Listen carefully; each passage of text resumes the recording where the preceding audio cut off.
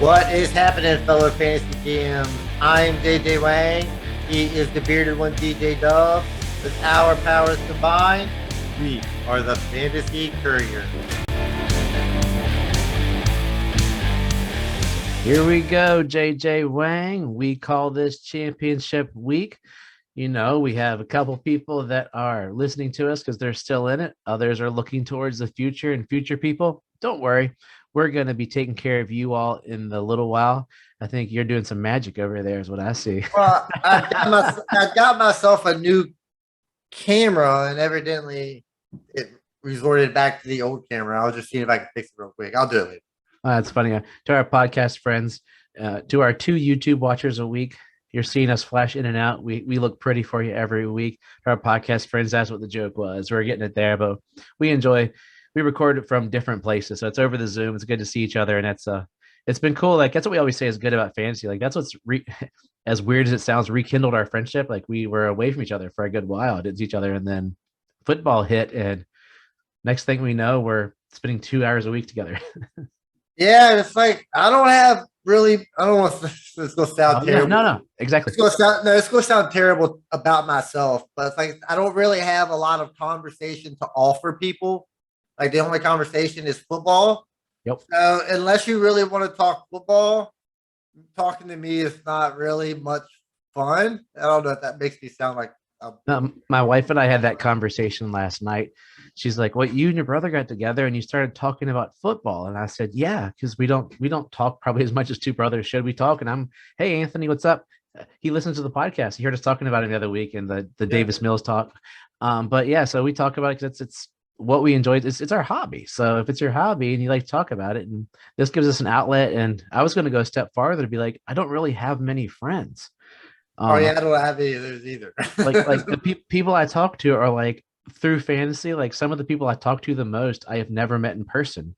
Like our buddy Chasing Sunshine, him and I will probably send messages through Telegram once a week or so. Like, we sent each other Christmas cards this year, family Christmas cards.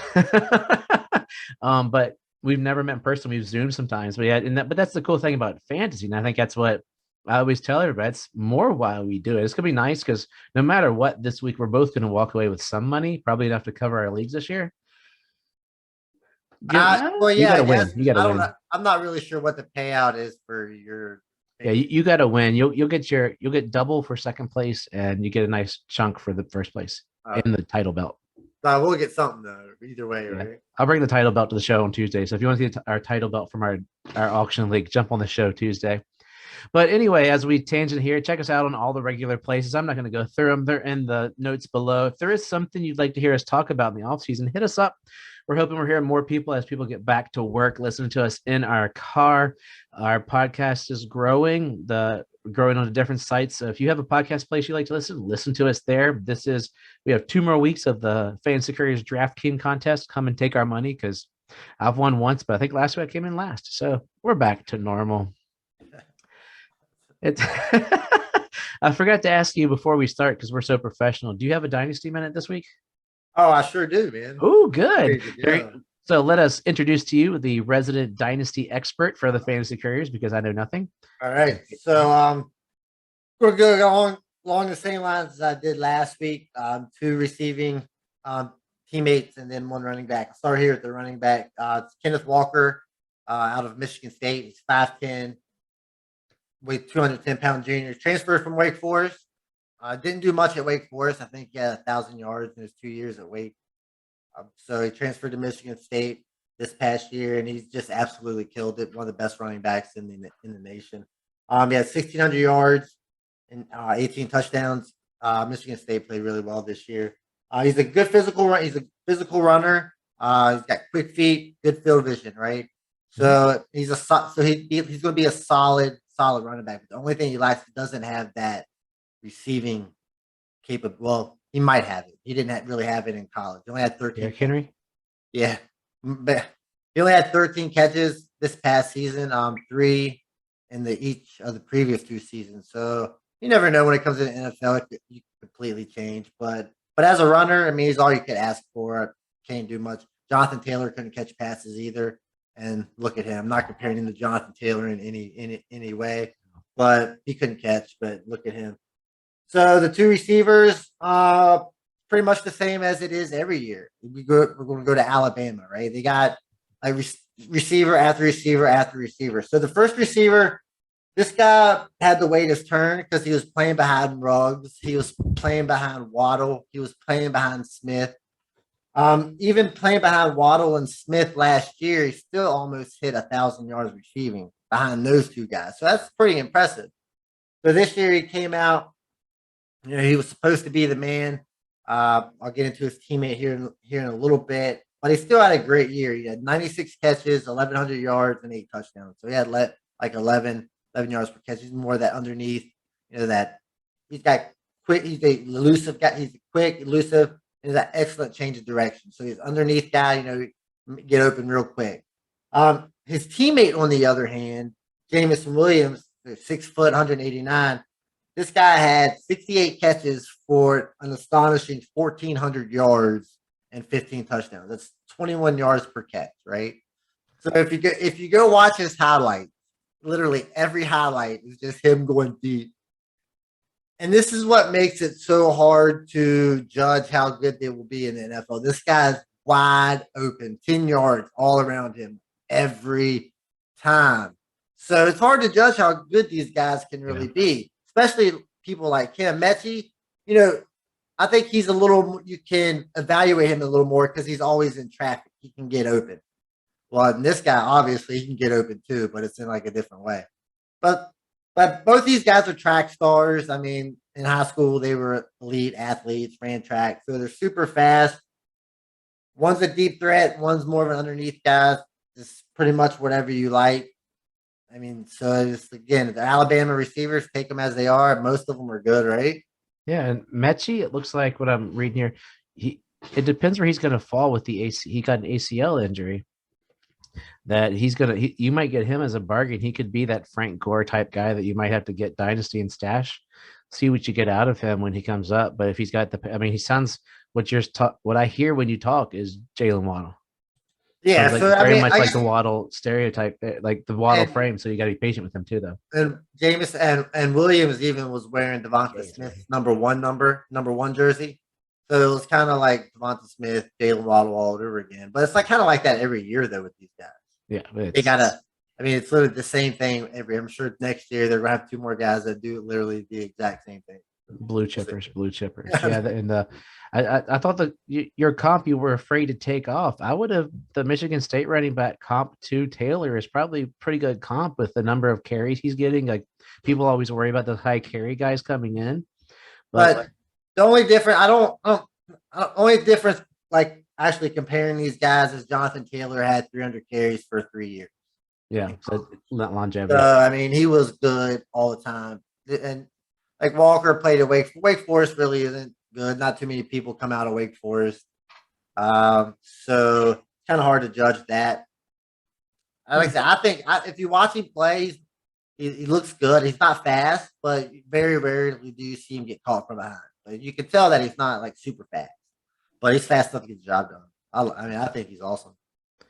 Sweet. So there's your dynasty minute. We're going to hit up. I think we tentatively talked about like January will probably be talking about our end of season awards and guys we like going in. Then we'll probably hit a lot of those rookies, February, March, April, even there'll be a lot of those young guys, probably a lot of NFL free agency talk. There's a good class coming through. It sounds like the free agency class might be a little better than what people are saying about the rookie class. You know what that means? That rookie class is going to be studly because they're going to say it's going to stink and we're just going to get lambasted.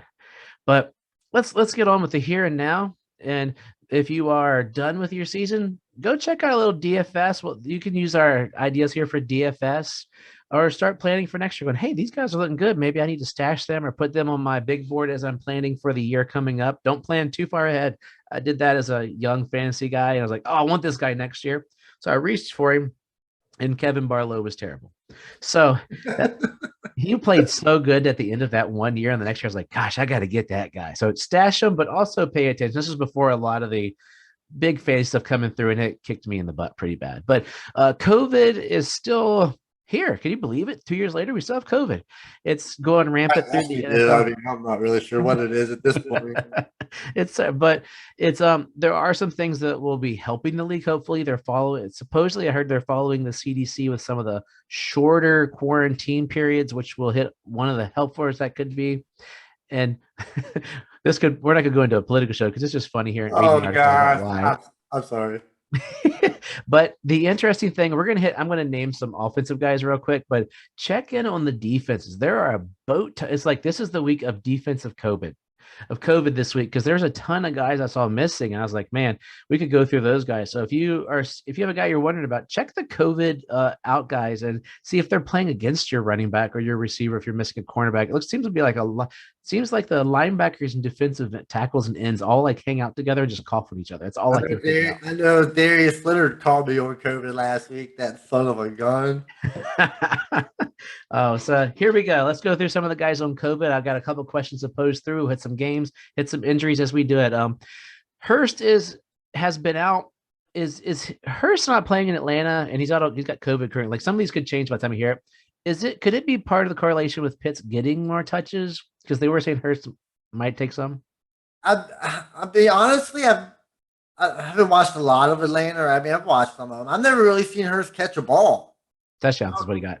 I'm not really sure how many passes he's caught, but I don't see Hurst have anything to do with what Pitts does in the game. I just don't think touchdowns he needed. Yeah, Pitt's problem isn't catching the ball between the 20s or between the goal lines. Pitt's problem is catching the ball in the end zone. Yeah. I mean, I don't think Hurst takes away couple touchdown opportunities. So, like, just give him the ball in the end zone, and you got yourself a top three tight end. That's literally the only thing he's missing. Kind of like the Julio Jones thing. Just give the ball in the end zone. So, imagine what his stats would have been if he'd have gotten touchdowns. Woo! Give him touchdowns, man. Let's go to Denver. Tim Patrick on the COVID list. We've given up on these receivers. He's their best receiver, right? Yeah, they all stink. Green Bay. They all stink, but they're not playing well this year. Hopefully, steady quarterback play next year. Like that's a landing spot that Deshaun Watson could land, and they wait a year as he's on suspension or something. But anyway, that's another for later. Green Bay. Amari Rodgers is out on COVID. Do you think he has a future? What do you like? I mean, I don't even know why he can't get on the field. I mean, they're down to like 2 wide receivers, and if he's not good enough to be a third wide receiver when you're already missing like 2, like he had that one good week, didn't he? Yeah, maybe. I think early he might season, have a couple catches, but like they're missing 3 receivers and he still can't get on the field. He can't catch the ball. So I don't know. I don't know what they're doing. I have no idea. And Houston Johnson is still on the list. Could it be another Sexy Rexy week? I picked him up in the Auction League. I really want to start him. So hopefully, you want the championship belt with Rexburg? I'll put a picture right on the front of it. Indianapolis, we'll hit the big one later. Zach Pascal, Marlon Mack. Marlon Mack, what a rough year. Jacksonville, Visca's out. He could be my single biggest letdown of a guy I thought was going to break out this year. We could hit some of those later, but for me, he's a big letdown. I might just be along the Trevor Lawrence train, but Kansas City, Kelsey's still listed in the protocol. Hopefully he's off. I really hope so. If not, I'm in big trouble. Miami, Wilson, and Preston Williams, who I think we got to give up on, don't we? Do we got to finally give up on Preston Williams? Preston, who? I don't even know that. Does he even play football? He's got like 3 catches. I don't know. The Jets, Elijah Moore's still on there, and Tampa, touchdown Lenny and Mike Evans are on there. Man, Tampa's in trouble. They need to get healthy quick. Tennessee, the only receiver left for them is AJ Brown, because Westbrook, Akini, and Julio are on the COVID thing, and Washington still has Allen out. What's his face? Tannehill threw the ball to him like 53% of the time on that Thursday game. Like, Jesus, man. Yeah, I'm curious what's going to happen with it. What kind of defense Miami's going to play against him? If they're going to shade him with us, well, obviously they probably will, but which cornerback they will put on him over there? Just put Byron Jones over there. Don't worry about anybody else. Throw them all there and not worry about the other guys, and just let the other guys catch balls. But it'll be interesting to see if they just let them play their zones, or if they they single man him up. But the biggest COVID thing of the week is our unvaccinated friend Carson Wentz, who was supposedly, I was freaking out. He's going to be out because I got Lamar too. And they're saying he could play on Sunday as long as he shows up asymptomatic with two negative COVID tests. Don't you like how they could just randomly just change the rules whenever they want? They're saying they want to get people back to work, but that's on our other political podcast we don't do. So I'm sorry, I just can't. Makes me laugh. It makes me laugh. We just lost some viewers. See you later, viewers. I'm sorry. We're down to 3. But on that note, though, with Wentz, like heck, I didn't even see about Beasley. I mean, Beasley's probably still like 32 days out of it, but he's not on the list. So. From what I've gathered, Beasley and Davis might play this week because of the whole 5. Because they were just close contacts, weren't they? I don't think they had it. I don't know. It's all everything. But here's the question with Carson. If you have him in a 2-quarterback league and you're in dire straits, like say your other quarterback's Lamar Jackson, would you start Ellinger this week? You know they're going to hand it off 42 times. I mean, if I had a receiver that could possibly score more, I would probably, probably not a running back. You probably only got 1 or 2 running backs that you can actually play at this point. But if that's all you've got, your only chance to score points, then yeah, I guess you would have to. But Ellinger's will score what, 11 points maybe just through. Maybe one touchdown, 150 yards. Jonathan Taylor's been getting the ball 27 times with Carson Wentz. 42. Sometimes you think he's going to get the ball without Carson Wentz, some backup that's never played. So maybe I'll say that for my over/under for that game. But yeah, it'll be interesting. But that means Jonathan Taylor runs between 20 to 20. They're going to try to get him on the 2-yard line. He's going to dink one over to Mo Alley Cox, and there's 6 points. Done. I'd be pissed if that happens. I got Jonathan Taylor in championship. I need 7 touchdowns. I need an Alvin Kamara game from last year. Yeah, that's 6 touchdowns. Jonathan Taylor almost had one this year. He had one this year. I need that game. So let's hit up some injuries. CEH isn't playing. Do you play Gore or Williams? Gore was the guy that got a lot of touches. I know, but if you go back and look throughout the season, when CEH doesn't play, Darrell Williams is the man. I mean, I've had him in the league, and if CEH isn't playing, then Williams is healthy. He's their guy. And he's not a workhorse, so Gore is going to get opportunities. Mm-hmm. But Williams is impressive when he gets in there. I'm starting Williams everywhere. Not everywhere in at one point. It's interesting. I watch him play, and Williams looks better in that offense than CEH. I'm trying to figure out what. Oh, he looks way better. It's not. It doesn't even. It's not even close. It's odd. It's just an odd thing. But I guess they're following draft capital. Thielen just got shut down for the season doing that, or the regular season. I think the season for the ankle surgery. KJ Osborne rolling with him. I am. I mean, wide receiver 3, I guess, right? I mean, maybe a 2. Like even last week with Thielen in, he scored 13 for me. Yeah, I'm saying he's a wide receiver 3 going in, but like with potential of getting that touchdown. I mean, he's solid, but I mean, yeah, starting absolutely. So Lamar didn't practice. Today is Thursday when we're recording. He hobbled on Wednesday. He's hobbling.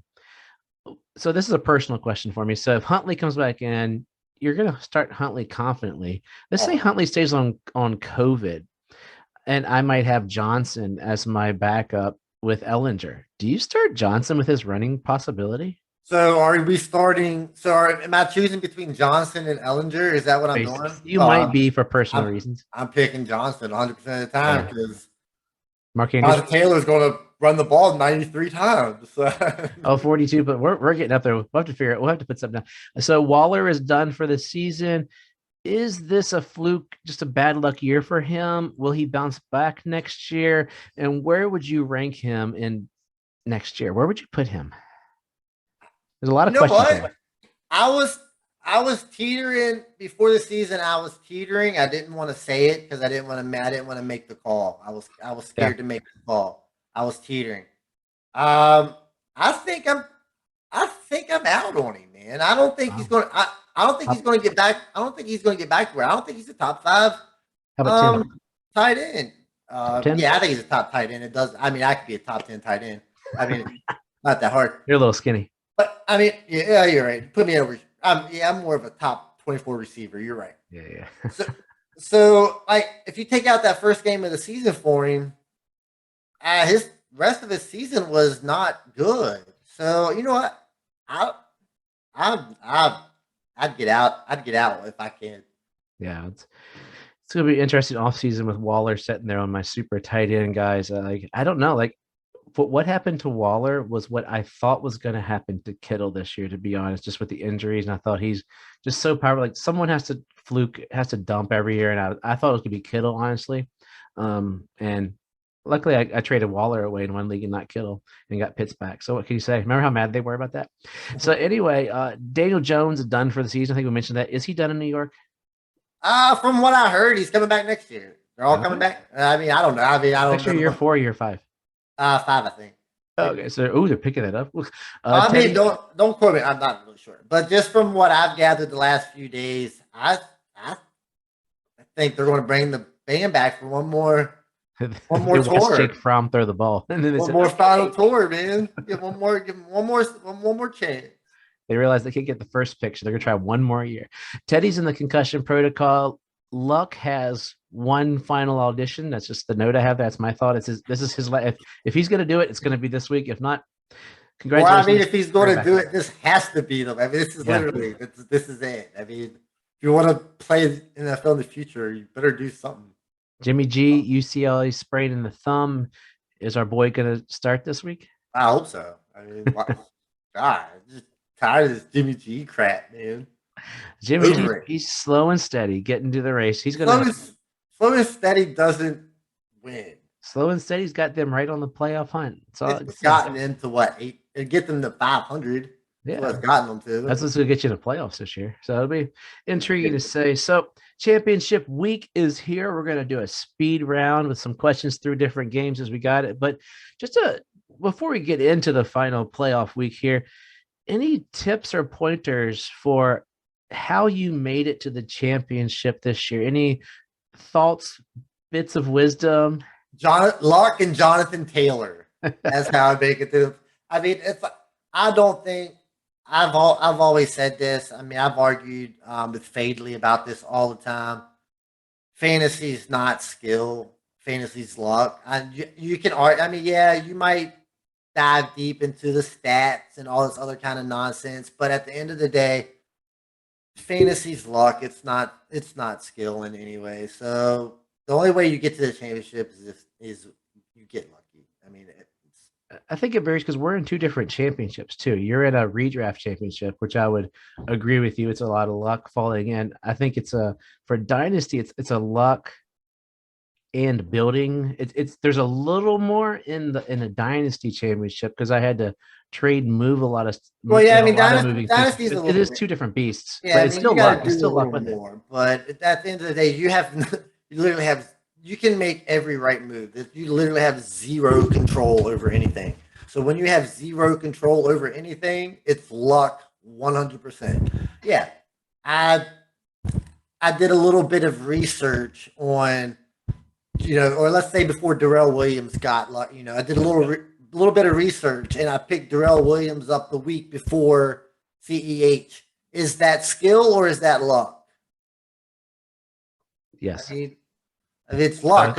There's some things that you and I will grab because we eat, drink, breathe, live, and you got to pay attention. And if you pay attention, I mean, it's all you really got to do. Just pay attention.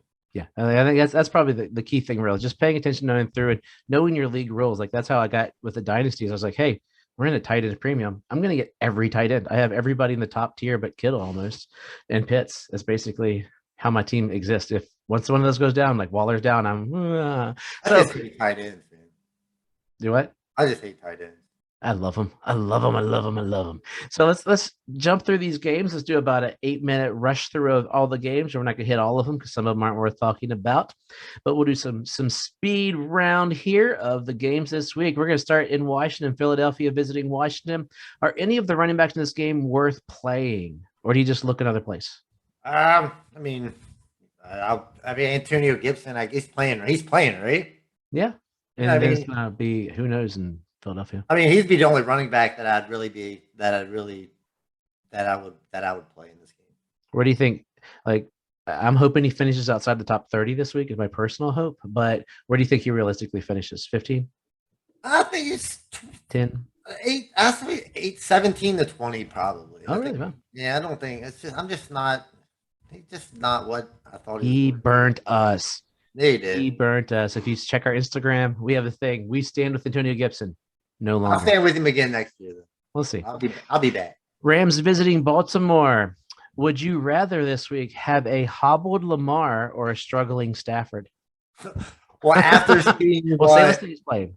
after seeing what Joe Burrow did to the Ravens last week, I'll take a struggling Stafford. And is Cooper Kupp an MVP candidate for the NFL? I guess he's a candidate, just like Jonathan Taylor's a candidate. But at the end of the day, they're not quarterbacks, so they're not going to win. It's Tampa versus the Jets. At what point in this game will Brady get pulled? after the first interception.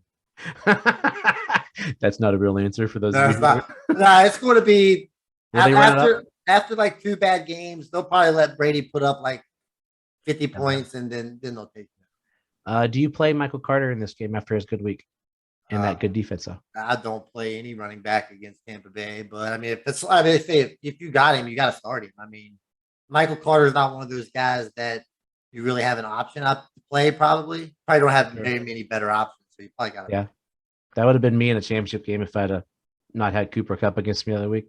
But anyway, in the most important game of the week, Miami visits Tennessee with all of our playoff hopes abounding this week. Is Tannehill going to get revenge versus a tough Miami defense? Probably. No. That Tennessee just ain't as much fun as without Derrick Henry. I mean, it's just everything just wears off without Derrick Henry. It's going to be a terrible game to watch. Like Miami's 7 wins in a row have been pretty terrible to watch, but they've been wins, so I've been happy. But anyway, moving on to Jacksonville versus New England. Which rookie quarterback do you feel more confident starting if you're in dire straits in a 2-quarterback league? Trevor Lawrence or Mac Jones? New England defense or I mean, honestly, I would take Mac Jones because I'm just not confident. I mean, I don't know. Just doesn't look good in Jacksonville. So I'd probably take New England. Hopefully, they're not interviewing my boy. Well, I guess they haven't interviewed him yet, so I'm just. There's still a long. It's still a long. Which is my hope. So Vegas visiting Indianapolis. Let's say Wentz is out of the protocol. Do you start Carson Wentz or David Carr? Carr's having a great season, but Wentz is on a better team. I like Wentz better than Carr. I mean, I don't see much difference in them, honestly. I got to correct myself. I called him David Carr. I always do. Derek Carr. But probably Carr will get more opportunities, so I would probably start Carr. Yeah. Kansas City versus Cincinnati. Which quarterback has a better day, Super Burrow or Super Mahomes? I'd probably say Mahomes. I think Burrow just probably. Oh, I hope so. I need it, and I need it so badly. But let's go with 4 big names: Hill, Kelsey, Higgins, and Chase. Thinking DFS. You can only play 2 of those guys. Which 2 would you start in a DFS contest? Because if you have 4, all these guys, you're starting them. But if you have to pick 2 of those guys, I'm gonna go Higgins and Kelsey. Ooh, after Tyreek's dead. I have my only note here: New York Giants versus Chicago Bears. Puke. Anyway, moving on. Atlanta versus Buffalo. Pitts or Knox? Pitts. Repeat of down roster wide receivers in this game. Will Gage, McKenzie, or Gabriel be names that you might want to have if you're down a receiver? I think if Gabriel is playing, you start him. He was playing really well. I think he's got a lock as the starting wide receiver. So I think it's Gabriel all the way. No, I might zag on that one and go with Gage because he had that low last week. A couple weeks before that, he's been the man, but it still was that good Buffalo defense. So I'd have to. Yeah, I wouldn't want to. Houston and San Francisco. Which rookie quarterback, if injuries have it happen, Mills or Lance? Which one would I choose to start for me? Oh, I'm taking Lance just because he's going to run the ball. He's got. I mean, I think 300-yard games, man. 49ers might actually run the ball more than 98% of it. This might be like the New England. Oh no! Oh, that'd be terrible. Denver at Los Angeles. Pick 2 running backs: Eckler, Jackson, Williams, Gordon. So am I playing him? Let's go DFS. I mean, you're Because going to play Eckler and flip a coin on the Denver running backs, but yeah, because if Eckler plays, Jackson's not going to play. okay. You're not going to get too much. And then I would go and after Gordon's terrible game this past week, I can't go back to him. So I'm going to have to go with Williams.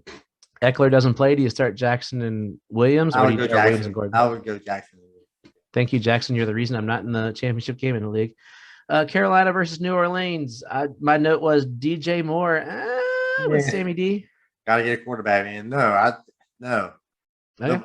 None of them. Not until DJ Moore gets a quarterback, man. Here's DJ Dove's special question of the week: Detroit versus Seattle. My boy Amon-Ra St. Brown is hot. Do you play him, who's getting 10 targets a week, or Metcalf, who had his first good game since week 8? And honestly, I don't even know if you would call that a good game. It was that one pass. He had 140-yard touchdown in the first minute of the game, and then nothing. That pass was so good by Russ in the snow. Oh, so are you saying what I think you're saying? I start saying Brown. Wow. Yeah, At that, we're going to end the show forever just because I'm so happy. Arizona, Dallas, Kyler or Dak? Dak. Yeah. It's the same discussion, isn't it? Either one of these guys could throw up like a 7-point game, and it wouldn't surprise me. But yeah, I would take that. Minnesota versus Green Bay, skill players: Adams, Jefferson, Osborne, Cook, Jones, or Dillon. Pick 2. Adams and Jefferson. Ooh, no running backs. Yeah. Cleveland versus Pittsburgh. My question was, why is this on TV? I'm guessing it's just because it's Ben's last game at home. Will he ball out? Ball right out of the league. Okay. Well, not good. No, I was saying, what you got for that one? No, I was saying he ain't balling out all year. I don't see him balling out. It's one of those things where sometimes you're like, wow, this guy has that one good game that shocks us. But have you seen him play? it's been pretty miserable. I mean, I just wanted Najee to have some decent weeks, and that happened every blue moon because they knew to get it there. So, once teams realize that Ben Roethlisberger can't throw the ball farther than 10 yards down the field, they just stack the box. Najee can't go nowhere. Time for Dwayne Haskins. Oh, what? So, real quickly, before JJ Wang gives us his wisdom, his sage knowledge to wrap us up for the day, we want to thank everybody for your support in our first 6 months of podcasting ever. We hope the Courier Nation grows in 2022. There are fun things to come, maybe some sponsorships, decals, t-shirts. Stay tuned. Lots of exciting stuff for 2022 in Fantasy Couriers. Give us some wisdom, my brother. Give us some wisdom. Get us out of here. So after 16 weeks of stress-filled life, now that most of you are out of the championship, now's the time to relax. You take for us that play Dynasty, you take your 1 or 2 weeks here, you let it all soak in, you just rest up and then get right back on it. But yeah, take some time off. Like, not everybody can indulge in fantasy like we do. Some people need a break from it, which is understandable. Not for everybody, 365 days a year, but yeah, just take a break. Soak it all in, and then be back next year. Oh, and then that's really all I have. Process. And, trust yourself and trust the process. Forgot about that.